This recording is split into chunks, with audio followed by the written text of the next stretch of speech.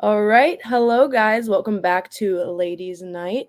I am the host for tonight for our second annual episode ever. We hope you guys enjoyed the first one. It was very fun. And we have a lot to talk about today since the season's actually going this time. So I'm Hannah LaMotta, and I'm here with. I am Melissa Sage-Bollenbach.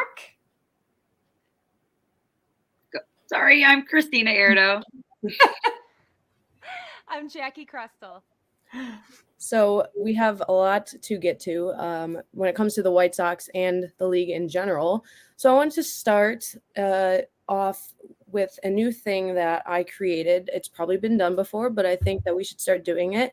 And if people like it, we'll keep doing it. And if not, we'll probably still keep doing it because it's fun. But I just created a little game called Who's Hot and Who's Not. And basically just going to name off some teams and players this first week of the season that have been hot and that have been not so hot. And then everybody can talk a little bit about any opinions they have on any of them. Does that sound good? Awesome. All right. So for who's hot, I put number 1, Pittsburgh Pirates. They're 5-0. They took a 4-game sweep over the Marlins in Miami. The New York Yankees are also 5-0, and they took a 4-game sweep over the Astros in Houston. And they also beat the first game of their series against former NL champions Arizona Diamondbacks in Arizona. So we have, for players now, Teoscar Hernandez, and he has 4 home runs and 9 RBI this week after signing his 1-year deal with the Dodgers. In the offseason, we have Mookie Betts. I don't want to put too many Dodgers, but they're just really good right now, so we kind of have to. Mookie Betts, he has 4 home runs, 10 RBI, and he has a .520 batting average so far. Lourdes Gurriel. Sorry, I didn't even mean to cut you. That is insane. I didn't even realize it was 4. Yeah, wow. Yeah, it's crazy. I'm like mind blown, and that's why I cut you off. Intrusive thought. No, wow. You're good. I have a few more people. We got Lourdes Gurriel Jr. He has 3 home runs and 10 RBIs and just 21 at-bats. And then I had to throw him in here because he's the hometown kid for me. He's literally from my town, but Bobby Miller for the Dodgers.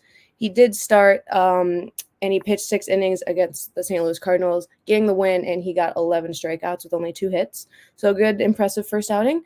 And then we got Mike Trout, who has 3 home runs total, 2 being against the Miami Marlins in a game where he hit one of them 473 feet, which is insane. He's still got it. And then lastly, we have Ronel Blanco, the Astros vet. He recorded a no-hitter against the Toronto Blue Jays, and he had 7 strikeouts. And the cool story about him is, he's 30 years old, and he didn't debut until he was 28. So he got a shot in the rotation due to injuries, and now he's part of history, and that was only his 8th career start. So if anyone has any fun things to talk about or to add when it comes to any of those teams, we'll do that next. Man, Mookie Betts is a monster. Like, I was looking at the leaderboard, and I think the only offensive category that he's not in the top 3 on is stolen bases. So, like... And there's still time. Yep. He's a beast, man. He's a beast. He's like one of those guys that is the epitome of just, like, using, like, everything that he has, like, for the, like, to succeed, because he's obviously not like super big guy, but he has the power. Like 4 home runs already is insane. Just like that's crazy. And I know you mentioned the Trout one too, and I don't know if that ball actually like left the stadium, but it kind of looked like it was like clearing it. That 473 footer. I mean, it's like there's so much talent right now that you almost forget that just like Mike Trout is like freaking Mike Trout. Like it's just he's on the Angels, so that's like his downfall really. Right. Like about them because they're just kind of scary bad. Like but man, yeah. That makes me so sad. Like whenever I hear about Mike Trout, I'm just like, he's stuck there. And yeah, it makes me sad. I love the memes where it's like Mike Trout has all these amazing like home runs, all these amazing plays, and the Angels still lose by like 4 or 5 every single time. And I'm like, this poor guy. But he's Mike Trout. Like he's always going to be there, and that's the problem. Is no matter how bad they are, he's still gonna be there. He's still gonna be showing out. If he's healthy, he's he's insane. And I want to give some credit to the Pirates too, because I know it's early, but I said last week that I predicted that they could be good. And I think that they're showing out right now, and they're very young still. They have so much minor league talent still. And I think that in the NL Central, I don't know. We'll see.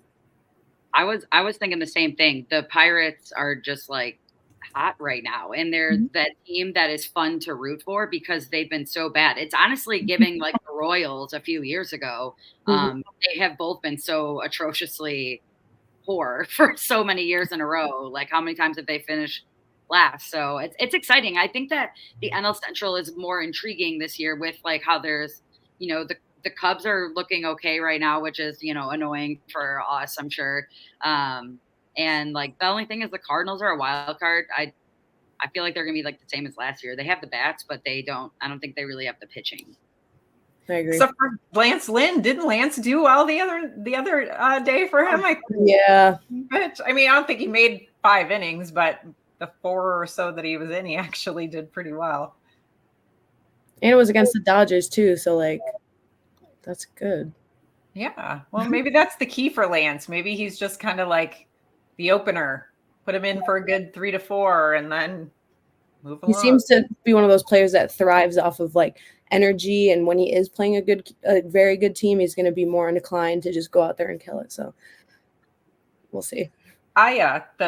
The Blanco with the no-hitter, like I had never even heard of him, and so when I like kind of looked into it, he was signed out of the Dominican when he was pretty young. I think he was only like 18, and he just kind of like struggled, finally debuted in 2022, but it was only a little bit. And then last year his stats were like not that great. 7 starts, 52 innings pitched, I think. Yeah. I mean, it was just kind of blah, average, nothing that stood out. So that's really cool for a kid like that when, they can be an amazing part of history. So it's kind of like the whole Philip Humber, throwing a perfect game. They're like, who is this dude? Like, now he's part of history forever. It's the same with him. And I mean, I don't like the Astros, but you always like to see those success stories. So I think that it's special. And this early in the season, having a no-hitter is pretty fun. I mean, not even a week into the season and we already made history. So yeah, if that's how it's going to be, then it's going to be a long season, but it'll be fun. That was exciting. And the thing about him is like he wasn't on the tarnished Astros like ever. Yeah. So yes, you're just a baby pretty much like in the league. So I agree. I think like those kinds of stories of like people that come up, I think they're super fun. And then in that game too, how there's always like the play and like Jose Abreu like saved an infield single, but like he probably didn't need to dive. I think maybe he was falling and it just like happened, but it was pretty like kind of funny, but he got out. Like it was a great play. And of course it's Abreu that has to make it. That's still, I know, right? That's a whole nother topic, but that's still a sore subject for me, that the whole, I can handle some of these players like Tim Anderson being on the Marlins or some of our pitchers, but Abreu still stings, but whatever. We're past it. He's still his early season struggles though. Like I looked him up. He's 1 for 15. That just kills me. April Abreu is definitely something to forget. He's like legendary bad, but then once it's like mid-May and he'll be coming back. Well, we got April Abreu and August Abreu, and April Abreu is terrible, and August Abreu is literally what won him the MVP in 2020. So pretty much. Yeah. So, is that it for the hot? Anyone have any more? Well, I'll talk about the Yankees for a minute, just because the whole Juan Soto, like New York seems to like be made for him. Like he's 9 for 20. I mean, just crazy. And their pitching has been really good, including Carlos Rodon. Yay. Let's send it out to Carlos. I mean, he also only did like 4 1/3, but only gave up, 1 run. And so you love to see that. I really hope he stays healthy.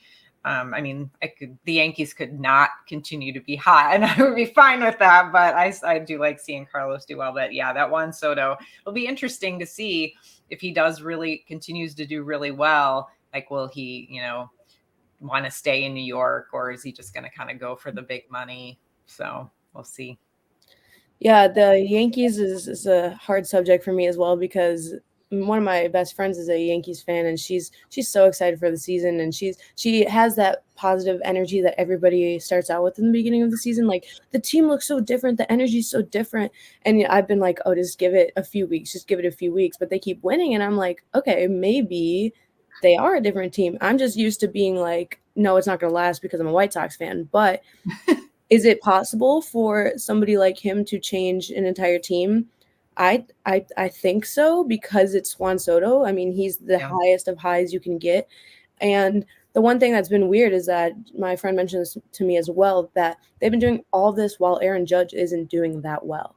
Right. And that's very impressive because imagine if you have all this energy and all these people doing well and just this different style of Yankees baseball that they haven't seen in a while, and then you put on top of it healthy MVP Aaron Judge. That's going to be scary. Yep. So we'll see how that goes. It could be just a hot start. We've seen a lot of hot starts in April before, and it hasn't gone anywhere. But when you do have Juan Soto and Aaron Judge on the same team, and then you have Verdugo, that he's one of those players. It's like he'll trash talk even though he's not that good. But like if they're winning, then it's going to be working. So he's there. He's a good defensive glove in the outfield, I guess, if anything. But just that look is very different. And hopefully, I mean, I don't know. I'm not a Yankees fan, but I don't really know if I want them to succeed or if I don't. I'm like, I know. I mean, they do kind of have like an interesting team. That's for sure. I think Juan Soto, definitely that right field fence is going to be treating him extremely well. Mm-hmm. Short porch. Their little league fence that they have out there. Mm-hmm. And I mean, 9 for 20 is crazy. Like if he's going to just keep pumping out hits now, we're going to be talking about him like we were Luis Ariz in like May last year. You know what I mean? When he was hitting damn near 500. And my gosh, I mean, he could just crush homers too. Like that's the difference between those two kinds of players. So I think that they are definitely interesting. I think if they have like the pitching set, they are like extremely dangerous, which would be really annoying. But I think that the AL East is just going to be like kind of exciting and fun to watch again this year because like they're all competitive. Like, what's that like? We have no idea. Nope, just totally jealous. That's what we are. It's the complete opposite of our division. It's like if you put us in that division, we'd lose. Oh my gosh! Last place by 7. Imagine how bad we would be lucky to win like 30 games if we were playing really good. Oh gosh! Yeah, but about that. The Yankees, their weak spot is pitching, and it's like all you can hope for their fans is that Garrett Cole comes back and he doesn't have any setbacks because you really need to be careful when you come back from an arm injury as a pitcher and they don't want to rush him and act like everything's perfect and then something happens. So pitching, if Rodon can stay healthy and he can stay good, then you add Nestor Cortez to that and Garrett Cole and you might have something, but not to give too much time to the Yankees because who wants to do that? We can move on to the not so hot. And who do we have first? Our beloved hometown Chicago White Sox. Currently, at the time of filming this podcast, they are 0-5, getting swept at home by the Detroit Tigers. Recently forgot to put a coach on first base and overall just suck as an organization. So that's not hot in a lot of ways. We have the New York Mets, who are basically the NL version, except for at least they have a competent owner, and he's trying and he's spending money. But aside from that, disappointments are the same for the New York Mets. They're 0-4. In typical Mets fashion, they are not able to string together a win yet. They got one hit in their home opener against the Brewers, and then proceeded to get swept by them the rest of the way. So, yes, the worst on this, though, is probably, and more surprisingly, the Miami Marlins, who are now 0-6. They have lost all 6 games at home, but this one is actually more shocking considering they do have a good team, and they made the wild card last year, and they play the Angels currently for another game, so hopefully they can snag a win there, but they have not been doing much of anything, and they don't want to, bury that too deep until you get 0-8 or 0-9, and then it's really hard to climb out of. It already is, but you know. And then as of right now, there are still 4 players who are yet to get a hit, and they are Chris Bryant on the Rockies, Joey Gallo on the Nationals, Ryan Jeffers on the Twins, and Anthony Rendon on the Angels. Again, this is at the time of filming this. Then we have one pitcher who's really stood out to me, which was Josiah Gray and his 15.75 ERA on the Nationals in his one start. And in that one start, he went 4 innings with 8 hits and 7 earned runs. Ouch. So he is at the top of the worst. So that's the not so hot. So if anyone wants to talk about any of that, we'll open it up. Wow. I was really surprised that you said Chris Bryant as one of the guys to not get a hit. I mean, I know that the Rockies had like a terrible opening series against the Cubs. But what the heck? Like, man, okay, that's really disappointing to hear because I do have a soft spot for Chris Bryant and I just want him to succeed. He's dealt with so many injuries and random stuff. Yeah, the White Sox, I don't even have much to say about them right now. I mean, losing 3 one-run games is ridiculously annoying. And then just getting absolutely blasted yesterday, 9-0, wasn't much better. And I don't even want to spend time talking about them. But I did want to add one to the not hot list, and it's Oakland. They are, I mean, obviously we already know that they are like distress. Like they like send help to those fans. It is not good over there. The owner's moving. But like today I was like looking at, they had announced roster moves or whatever, and they demoted Estiori Ruiz, who has like a 429 average or something right now and like a 900 OPS. Like, what the hell are you doing? You put him down in AAA, and then they benched Brett Rooker, who is like one of their best hitters. Yeah. And then and like it seems like they're doing it in like a like to teach them a lesson type way, because they were like supporting the fans, like hating ownership. They hit like there was a few images of them wearing like the brisket or whatever. That's like the best dive bar or best baseball. The last dive bar. Dive bar. Thank you. Last dive bar. And it's like basically just like against ownership. And they literally don't even have comments on their freaking tweets anymore. Like, I know. Of cowards. I saw that. Because fans are just bullying you and protesting you, and like they hate you because you're treating them like shit. That is like, even the White Sox aren't doing that as much of a shit show they are. Like, not yet. Not yet. Exactly. I know Jerry Reinsdorf is like, he's taking notes. He's like, okay, what are they doing so we can start doing it now? Right. He's like, Brooks, get the Twitter back on the phone. Like, yeah, like it's just wow. Some of these teams are just like, there's the Dodgers, and then we're literally like it's just yeah. I wanted to clarify that I didn't put them only because they had a win, and my thing was going with the no wins. No, yours worked perfect. So, but you were right with everything else you're saying about that organization, because I saw even during their home opener they had, I think, 5,000. That was it. Oh, it was empty. It was terrible, and I am like, how? I just don't understand how that can happen. And I don't understand. I mean, that comes from a lot coming from Sox fans, for us to even be like, WTF, like, what is this? What are they doing? And I mean, we're barely a step up from that. And it's just like, to see it happening, it really sucks, because they're a likable team. I don't have any they were good just a few years ago. Like, we played them, they beat us in the wild card when Liam Hendricks was their closer, and they had a stacked team. To go from that, and they were all so good, in the early 2010s and stuff like that. So it's really sad to see what that's came to. And their fans do seem like really cool people, and I'm glad that everybody's hating on them, hating on the ownership. Yeah, I was going to point out there might have only been 5,000 people in the stands, but there were many more fans outside of the stadium, because they organized like a reverse boycott or whatever, where they were just going to meet outside the stadium instead of in, and they donated a bunch of money to like a local charity. Like, Oakland fans show up. They are there. they're not in the stadium because they're trying to, prove a point, but they are there. They are there. That's awesome. Yeah, that's very.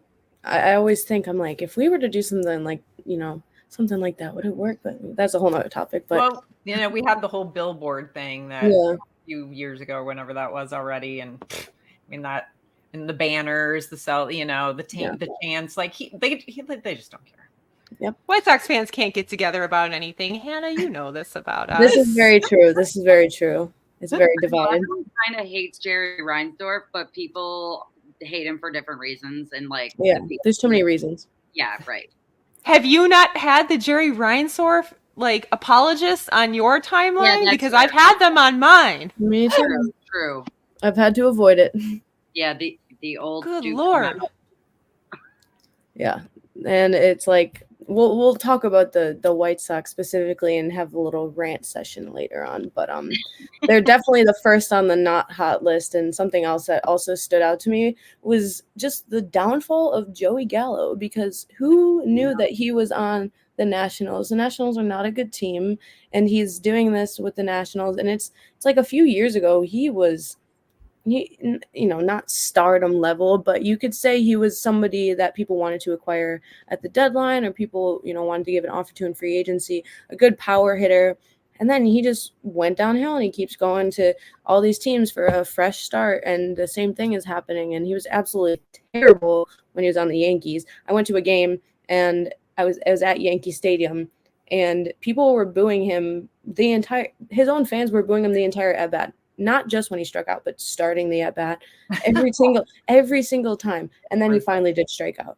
And then the boos were insane. So it's just like I feel bad for the guy, but I mean, to not have a hit yet, it's not really proving anything. And if you're already on the Nationals, who else wants you? I don't really know. So I mean, it's kind of impressive to me that he's lasted in the league as long as he has. I mean, he's simply not been good for a long time. He just basically was like a strikeout or home run guy, but his career batting average is like 194. It's not good. It's this year. I mean, he probably already has he's like a negative 58 OPS plus. It's just 143 on base percentage right now. I mean, I can't believe we didn't take a flyer on him. That sounds like the perfect guy for the White Sox. You're right. Hey, he had those 3 good years. Let's hope we get another one. And not to, what's that worth? And also, and this term I use this term so relatively, but he's kind of old. He's turned 30 this year. And listen, I'm not calling him old in general, but for baseball. which you guys are babies. You're babies, but then in the Major League Baseball system, 30, we're talking Jock Peterson age at this point. So it's gonna start. We're gonna start the decline. Yes, it already is, but it only gets worse when you turn 30. I'm almost there. I'm 8 years away, so I feel you're almost there. You're 8 years away. Get out of here. Get out of here. Guys, this team is aging me itself 8 years. Okay, that's fair. That's fair. And that takes us into our next topic, which is being aged terribly by this team. Basically, let's just transform into White Sox mode. I'm sorry, everybody, that it's about that time. But let's just touch on the first few games of the season. Have not won a game yet. Is there any positives that anybody could possibly think of in the slightest? And of course, we'll touch on the negatives because there's definitely a lot of those. But the one thing that I want to point out, very much so, before we get started in this topic, I went to the game on opening day, and I was so excited to get the very well advertised campfire milkshake because MLB is posting it. Everybody's posting it. So I'm like, okay, where can I get it? Somebody I was with had to call and say, where can I get this? And you can only get it in the Stadium Club, which you have to pay to get into. Or the VisiView bar. Yes. You can go up to the VisiView bar. Because people were probably complaining that it was only a Stadium Club, so they're probably okay. No, let's release it to regular folks. Which is ridiculous to me because I'm sorry, if you're advertising it how much as you are and everybody kind of knows about it now, how are you going to not make it clear that you're only advertising it into Stadium Club, which you need to have separate tickets for to get in, or you have to pay extra? And, now they've done the Vizzy bar, but either way, you kind of need more places. Like, it's being so talked about. Like, it's so sad that the face of our team right now is a milkshake, but that's the reality. That was our big off-season pickup. Yes. Someone tweeted that. Was it you? Yeah, was it you, Tina? I thought it was your joke. I thought it might have been Allie White Sox. Hats off, Allie. That was a great joke. Yeah, it really was, and she's not even wrong. Like, no, I mean, reverse, but you know what I mean. Yeah. But that's my big negative. But there's a lot more. But does anybody have any positives or negatives? We'll I think if we said, like, who's the positive, we could all say it in unison. Yeah. Garrett Crochet. Garrett Crochet. I was not familiar with his opening day game. I apologize. I wasn't familiar with his game. I said, like, his character arc this season has been just delightful. What a nice story. Way to go, Garrett. Good job. And what he did against the Braves was very telling that it was. We're winning right now, Hannah. We are winning right now. They're gonna blow it. They're gonna blow it. But Garrett Crochet got us within reach of this game. Mm-hmm. And the only thing he has to do is stay healthy. But he had a slider against Acuna in the first inning. That was absolutely insane, and it was all over Twitter. Everybody was like, "Oh my god!" It's like we all knew he had this, but it's just like really nice to see him healthy. And yeah, definitely I would say, okay, well, Luis Robert Jr. hit 2 home runs that were absolutely mammoth, but since then he's been striking out every single time. So I don't really know what's happening there, but that's all. My other positive is Yoan.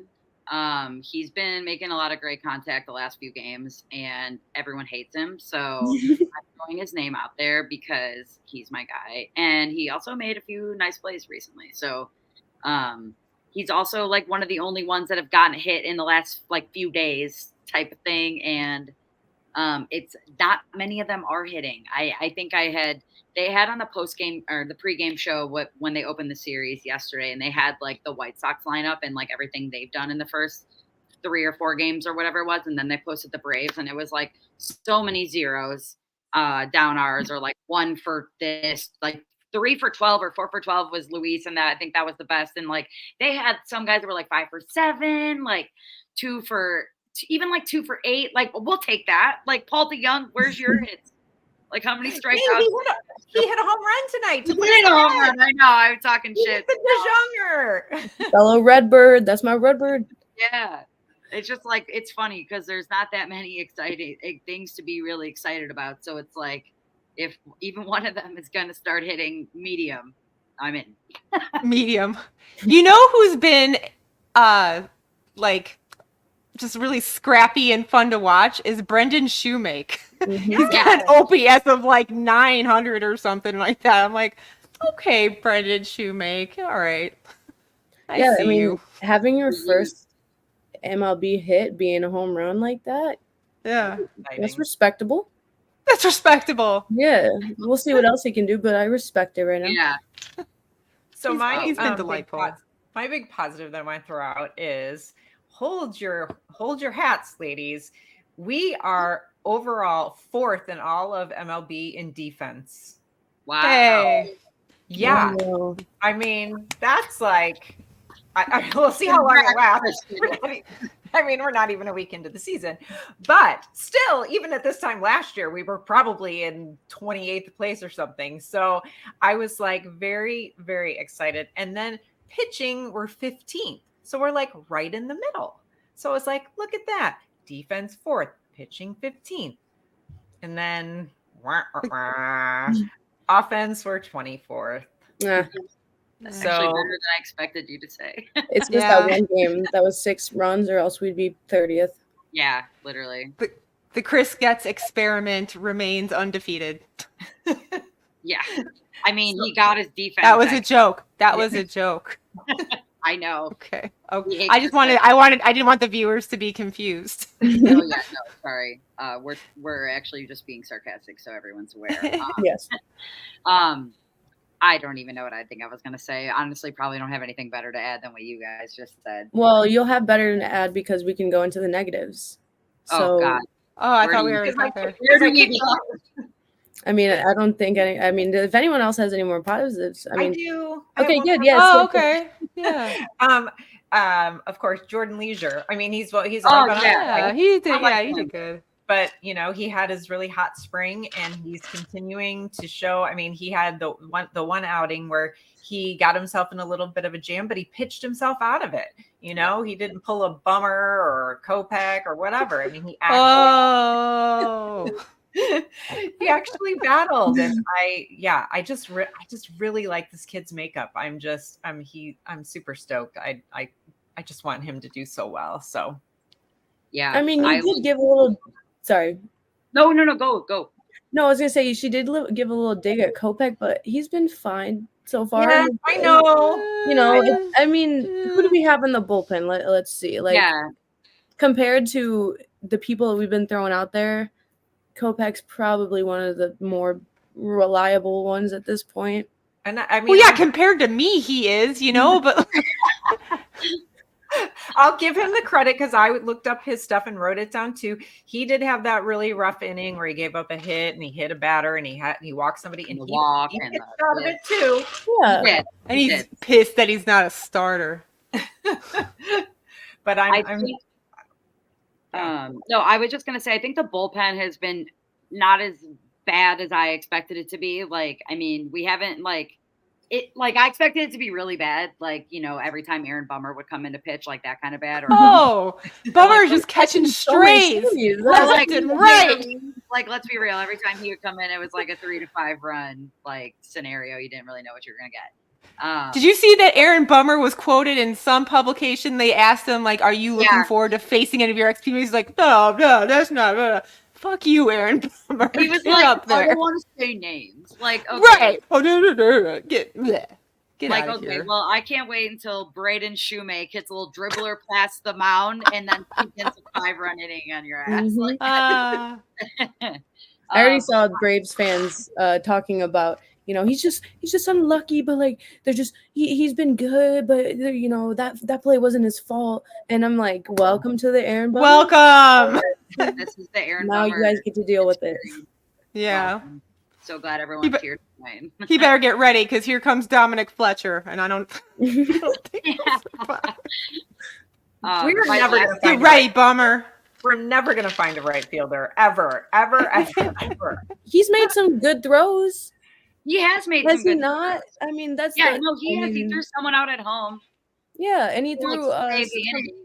He threw somebody out at third too. So I guess we have that, but he's contributing to ours being fourth in defense, but he needs to at least I think he's batting 091, so he needs to at least contribute a little bit better, 200 maybe. Right. Mm-hmm. Maybe put together a little bunt single. Something. Yeah, like Benny tonight, man. Yeah. He caught everybody off guard. He just was like, I'm getting on base no matter how I can.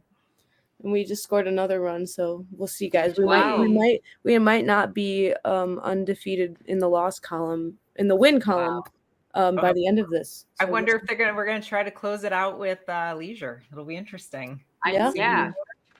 Put him in there. Come on, Pedro. Don't screw this up. I swear if we see Brian Shaw again. He's coming in. Wait, what inning are we in, Hannah? What inning are we in? The bottom of the 8th. Oh, he's coming in. No, please no. That would actually be the worst thing of it. Like Dominic Leone. You gotta test Jordan Leisure. You gotta put the young guys in. Let them get that experience. We're gonna lose 1,000 games. We've already proved that. That's why it's why do we have freaking Brian Shaw? Why? I think I see Kopech. Random people. Kopech. Okay. I think I just see Kopech going back out there. So we're live tweeting this in the podcast, or live watching this in the podcast. But I think Kopech's making his way out. So to be continued. Right. Have a discussion again about him. Hopefully not in the negatives as we continue to talk. Yeah. We were encouraging. We gave him some props. So maybe we're sending out the good vibes. Yeah. We'll see. I hope his control, I just want him to be able to get that figured out. It's he has great pitches. He can hit the spots really well when he is on. When he is not, it is like you're panicking the whole inning. I mean, that one where he had loaded the bases on that Saturday, and then he did end up getting out of it, which was like a miracle. I for sure thought a grand slam was in the near future. Like I saw it so vividly. And I just want him to succeed. So it's like, if you need to do 1 to 2 innings at a time, like, great. Like, you can do that. Like, you know what I mean? Just like, get out of your head. You could do this. Like, type it. Like, just, you're bad already. Like the team. So just walk out. There is nobody in the White Sox bullpen with better stuff than Michael Kopech. Yes. His whole thing is control, like early on. And like, I'm smart enough to know what his issues are, but I'm not smart enough to know how to fix them. You got to fix that, man. I don't know how you do that. Someone smarter than me has to figure that out. Ethan Katz, figure it out. Because if you're going to be a setup guy, you can't be like dicking around for your first 3 or 4 batters. Mm-hmm. Yeah, exactly. And that's the problem with him is when you don't have control, it's like as a closer, the worst thing you can do is start off with a leadoff walk or hitting a batter. Yeah, you cannot have control issues as a closer, and that's what he does have. So we'll see. But we're getting to an exciting point of this game. So, but speaking of that, I think that not really speaking of that, actually, maybe to go into the negatives. And that anyone has any players that have been sucking more than usual, anything. I mean, it's obviously disappointing if we haven't won a game yet. So that's all I really have to say about the negatives. It's like, you can't even put together just give us one win, especially against the Tigers. Like, yeah, I know the Tigers aren't bad, but they're not that good. So Luis is supposed to be our guy, the one guy that has any inkling of what is going on this field. And mind you, he had a fantastic game on Saturday, like 2 bombs. I was there for it. It was awesome. But he, like you even called this out earlier too, Hannah, like he's been bad the last few games. Like he's just striking out. And it's not even that he's doing like what he used to be doing. He's been laying off a lot of those pitches, but then he just like whiffs in the zone or something. He's like not making any contact. And it's just like, what is going on? Like, you too, you can do this. Like, you are one of the best batters and players in this league. He misjudged a fly ball today that killed the Garrett Crochet no-hitter, which was like really annoying because holy shit, like, you know what I mean? Just how are you making these small mistakes like that just don't need to happen? And he's the guy that needs to be a leader with his talent. Like, he doesn't need to be a verbal leader. Like, not everyone leads just by like that. Like, he just needs to lead with his actions, and no one else on the team is doing it. That's why no one's hitting. There's no spark, like Yohan Moncada will lead off with a double and then we just leave that stranded. It's just like when you can't hit runs, where you can't score runs, and then you get like the guys coming out of the bullpen that maybe don't have control. That's is when you fall into issues, because you have 1-run game, and we saw how that went with the Tigers like the entire weekend. And maybe even right now. I don't know what the score is, but I'm assuming. Ozuna hit another home run. Another home run. Are you kidding me? It's 3-2 though. We're still up 1. We got 1 out. So we'll see if Kopech. I told you they should have brought in Jordan here. What the hell? We're still winning. Wow. This is actually this is a fun experience for this to be happening. You guys are getting our live reactions to the amazingness of White Sox baseball. Who's due up? We're gonna have a live meltdown on the air. Because if we want to talk about negatives and who's not hot, can we talk about fucking Andrew Benintendi? Yeah. The biggest contract we have on our books leads off every day. I think he's hitting like $125 right now. Like, yep. Yeah. Andrew Benintendi. Like, one is a bunt. Like, please. Yeah.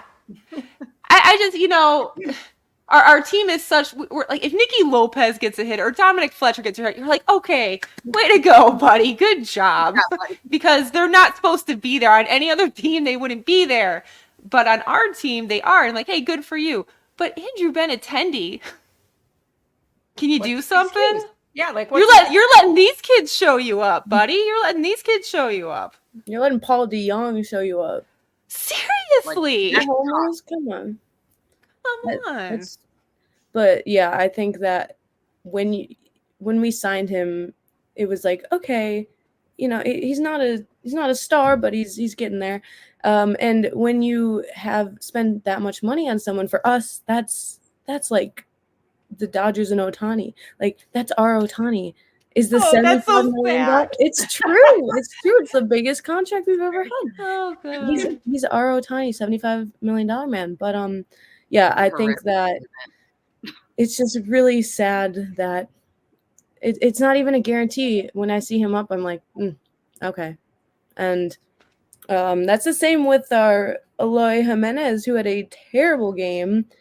What day was that? I think it was Saturday. Plenty of opportunities, and he blew it. Yep. And then he got hurt, and then it's just you're back into the Eloy Jimenez cycle, and it's not fun.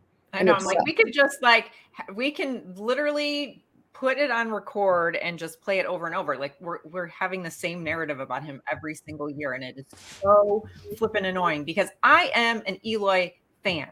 I love his personality. I think he's got a ton of talent, and I don't know, he just must not take care of his body. Like, and how frustrating is that to be as talented as you are and to just, I don't know, like not care about your teammates, your team, your fans. I don't know. Like I feel like I'm getting close to like not being a Eloy person anymore and being like, dude, just go somewhere else and over, because I can't watch this tape one more freaking time. Every time. Oh, sorry. Go ahead, Tina. No, go ahead. My one hot take about Eloy is like, I feel so deeply that if he was not on the White Sox this entire time, not all of these injuries would have happened to him. Like, there's no competency in the organization that has been proven. I mean, remember in 2021 and 2022 when everyone just had a hamstring injury? Like, they're clearly not doing things right when they're training and doing strength and conditioning. And that was like, they got rid of their strength and conditioning guy. Like, that right there is just an indictment that nobody knows what the heck is going on. And it's just like, these guys are constantly getting hurt because like there's so many people not doing things right, including them, because they're people who are telling them what to do are probably not properly doing it, because that's the White Sox way. And it is just like, I feel so bad for him in a certain sense, because I'm just like, my God, I can't even imagine like getting injured again and then being like, Jesus, everyone's going to be talking so much shit again. Like, you know what I mean? But then on the other hand, it's like, figure it out, bro. Like, oh my gosh. Like, what do you mean? Your adductor? What the hell? Like, let's go. It's no, you go. No. Every time Eloy Jimenez gets hurt, all I can think about is fucking Rick Hahn getting pissed off because someone dared to say that he is injury prone. He is injury prone. He is. He's not a rookie anymore that we can wait and be like, oh, well, maybe he'll stay healthy. Like this, you are supposed to be in your prime, if you say by this point. How long can we excuse it? It's just an observation, a factual observation at this point. Mm-hmm. He is injury prone. And his quote about playing 150 games is already aging poorly. 3 days and 4 days. I feel bad for him. But yeah. It's kind of one of those, is he a lost cause at this point, or should we still have hope in some way to see his full potential? I don't know. I'm just so checked out that I'm like, look, if he's one of those guys that when you flip him, he's gonna light on fire. True. So who wants him right now? Like, that's the thing. Right. Yeah. There's no trade value, and they couldn't get rid of him in the offseason because they would have if there was the right deal. Like, people are looking for some batters and people that can fill slots in the depth chart. You know what I mean? Like, straight up. Yeah. But yeah, we can't do that with him, and he doesn't play enough to showcase like his actual abilities. Everyone knows he can slam the ball really far, but like when you're not doing it during the season, like for more than 30, 40 games at a time or whatever the hell. Like, it's just, you're not showing any like factual evidence to support the claims that he does have all this talent, which is so unfortunate because he does. However, when he'll probably get like released or whatever, not released, he'll probably go somewhere for really cheap and like whatever will get some medium grade prospect. And then you're right. He's going to hit like 30 plus home runs. He's going to Johnny Cueto our ass. Like for real. Like a negative that I need to like speak about because it still makes me so angry is that we traded Jake Burger because Mr. Burger is 8 for 24 with 7 RBIs hitting in the 3-hole for the Miami Marlins. And he's so likable. What a likable dude. He and his wife and his little family. They're so cute. Yeah. It just makes, because we wanted clubhouse guys, we wanted offense, and they've been playing him at first. And I guess he's been. Oh, really? Yeah. So. Oh, well, we don't need one of those. No, maybe we do because Vaughn has been stinking it up big time. Yeah. That for the viewers, that was also a joke. And this is also a negative, Vaughn. Andre Vaughn. Like, how long are we gonna have to wait for him? And how do we? Oh my gosh! Oh, he didn't really get a minor league experience. Okay, like well, he's had like 4 major league experiences. Yeah. Makes me crazy. I know.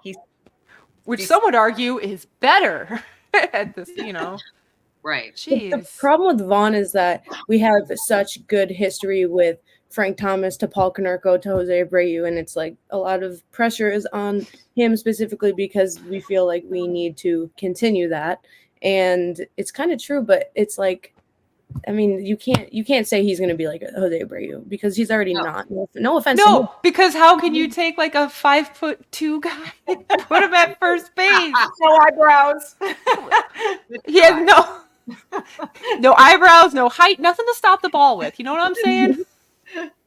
Even his glove. Remember last year when the ball went through his glove? He didn't have a glove to stop anything. Yeah. He seems like a nice guy. He's just so slow.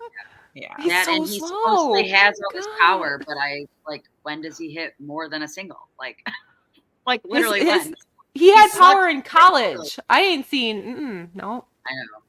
So we got to pause for a minute to say that Michael Kopech is coming unglued. So it's 3-2 now. There's 2 outs, but he walked a guy, and then now. Yeah. He's on for a second inning, like a two inning save? Yeah, he came in the 8th, and now he's trying to finish out the 9th. Yeah. And that's interesting. That's why I keep making glances because I'm watching out of the corner of my eye, and I'm just this can't. I don't think it's gonna end well, but we'll see. We're literally 2 strikes away. Mm-hmm. Okay. So, wow. Well. So maybe our first win will be tonight. That would maybe. Should we take a wager right now? I mean, we might take a wager. I wouldn't take that bet. No, I would not. We're probably like 93% going to lose, even though we're 2 strikes away. Like, it's not going to end well. Yeah, what's the WPA graph on this one? Yeah, I'm with Melissa now about putting Jordan Leisure. I thought that Kopech was gonna be the guy, but maybe 2 innings is too much. Yeah. Maybe just a 1 inning guy. Yes. Yeah. Which is he fine. Had 1 inning. It was good. So leave him on that note. Why are you laughing? I don't know. He's a 1 inning guy. I took that a different way. He's a 1-shot guy. Yeah. You heard that here first on Ladies' Night about Michael R. Kopech. He's pretty fertile, isn't he? He had multiple. Oh Lord! Kids. Guys, wait! I'm gonna wait for the ball to land. We just won. Hey!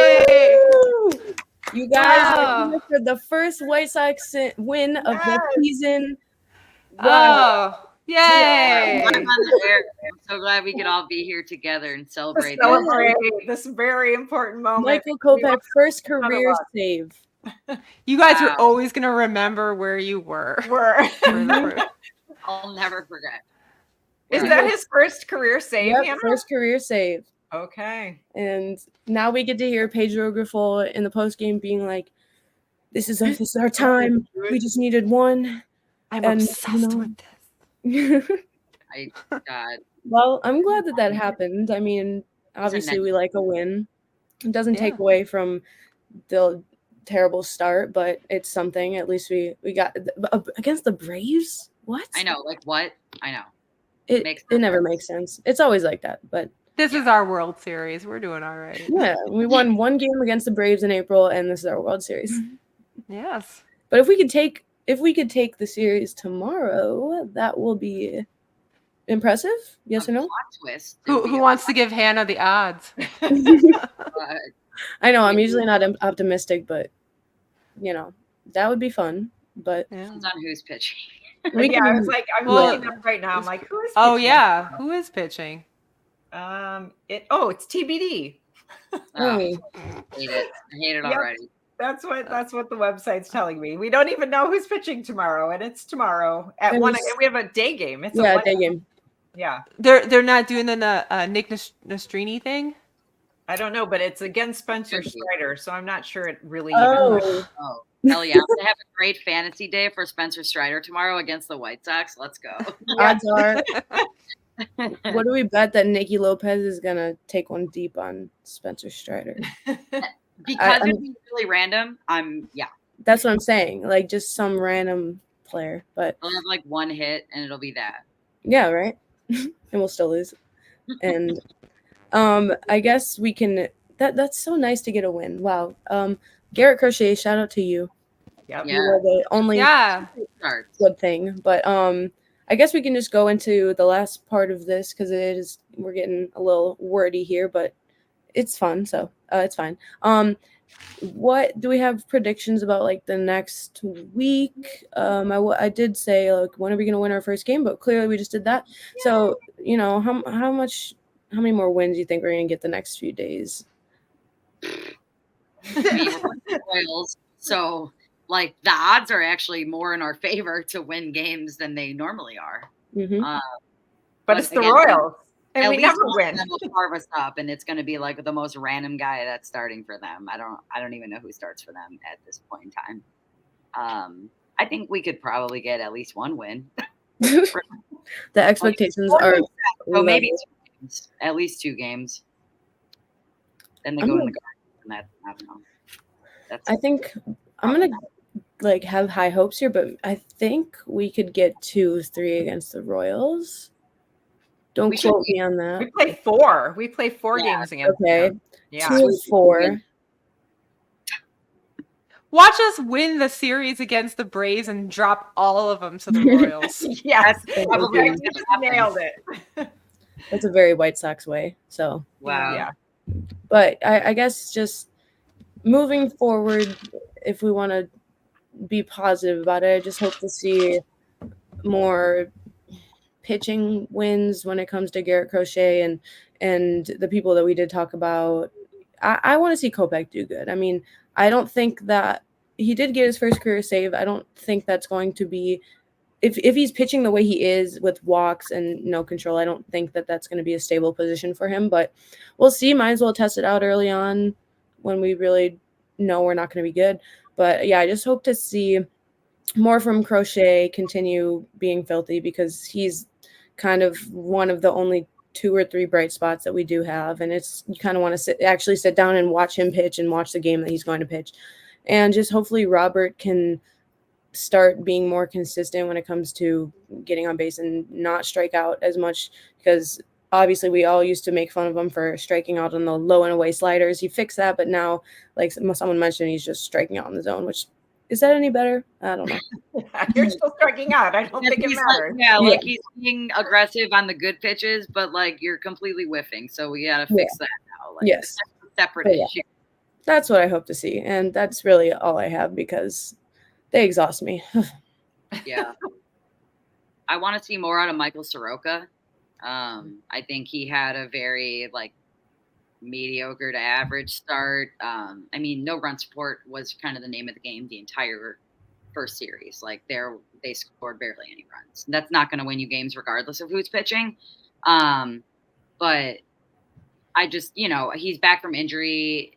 I really want him to settle in and bounce back. Like that'd be really great. And same with Eric Fetty. He looked pretty good, like for the most part when he was pitching. I mean, again, no run scored, and there was obviously like the one inning that he gave up a few runs or whatever it was. But I mean, he looked all right, and I just like him too. It'd be a really great story for him coming back in MLB. And I hopefully like with everything that all the changes that he made in the Korean League, like I hope that he's able to kind of like use those here and attack batters and continue to like be someone that could be somewhat stable in our rotation. I mean, our rotation is very unstable, but like if there's 2.5, like that's better than nothing. Those are my. I want to see more. I want to see more from Yoan Moncada. I think he's leading our team in on base percentage right now. So like I want to see more coming from him. And do you know who has like the second highest OBP is Brendan Shoemake. Yeah. So yeah. I want to see more from those two fellas. Okay. I know. I like the young guys getting the reps. Like they're showing that they can. So like throw them in there. Whatever. Yeah. Why not? Well, I'm like Jordan Leisure's biggest fan, so I want to see over this next week if we can have another situation where we have a save situation. I'd really like to see him in it. Just like again, if we're not, we already know we're not doing anything spectacular, so let's like experiment with different, opportunities, different options, and give the ball to the kid, see what he can do. So yeah, come on, Pedro, listen to the podcast. Listen to us. Listen to us, ladies. Let's manage. He's on my negatives list as well. Yeah, we don't. We don't have time to get it. I know. Its own episode. Yeah. Well, thank you guys for all of your opinions. It was really fun, and it was really fun to have our first win of the season be throughout this podcast. And I know that everybody that's listening to this or watching this in 10 years, they're going to be like, I remember when I was listening to these people have their live reaction about the 2024 first win of the season, because it's going to be such an iconic season. So everybody's going to remember that. But in all seriousness, yeah, I mean, hopefully I did fine at my first time hosting. I mean, I love to talk, so it's fun. And thank you guys for joining, and we'll switch it up next time. Someone else can host, and we'll hopefully talk about some different things. And next time we do this, we might have a lot more losses. We might have a lot more wins. Who knows? But until then, it was nice to talk to you guys. And if anyone has anything else to say, we can take it to you. If not, I think we're good. We're good. Follow us on social media. That's all. That's my plug. Same. Thanks, Hannah. Of course. Thank you, Hannah. Woo.